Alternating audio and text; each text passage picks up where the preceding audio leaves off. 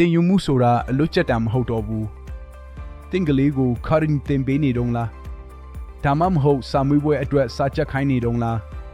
ဒါဆိုရင်တော့တင်ဟာတင်ကလေးကိုအနာဂတ်ရဲ့အလုပ်လက်မဲ့လာဖြစ်အောင်ပြုစုပြောထောင်နေတာပါဗီဒီယိုဆိုပြောတယ်လို့ပဲအခုခေတ်မှာကွန်ပျူတာဘာသာစကားထက်ပိုရေးကြီးတာရဲ့ကိုခိုင်းတတ်တဲ့ဘာသာစကားပါ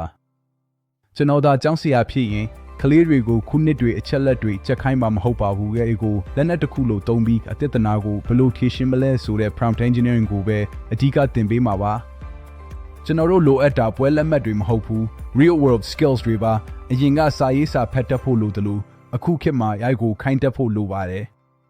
တမိုင်းကိုကြက်နေမဲ့အစားအိမ်နဲ့ပေါင်းပြီးတမိုင်းတစ်ကိုဘယ်လိုရေးမလဲဆိုတာစဉ်းစားရမယ့်ခေတ်ပါအနာဂတ်မှာအေကလူတိုင်းကိုအလုပ်ဖြုတ်မှာမဟုတ်ဘူးအေကိုကျွမ်းကျင်စွာခိုင်းတတ်တဲ့သူကပဲမတုံးတတ်တဲ့သူတွေကိုအလုပ်ဖြုတ်မှာပါဒါကြောင့်မိဘတွေနဲ့ဆရာမတွေစဉ်းစားကြည့်ပါကလေးတွေကိုဘာတင်ပေးမလဲဆိုတာထက်ဘယ်လိုတွေးခေါ်ခိုင်းမလဲဆိုတာကပိုရေးကြီးပါတယ်ဒီအမြင်ကိုတင်ရောသဘောတူရဲ့လားသဘောတူရင်ချစ်ချစ်ညင်ချင်ရင်ချစ်ချစ် comment မှာရေးခဲ့ပါဆွေးနွေးကြရအောင်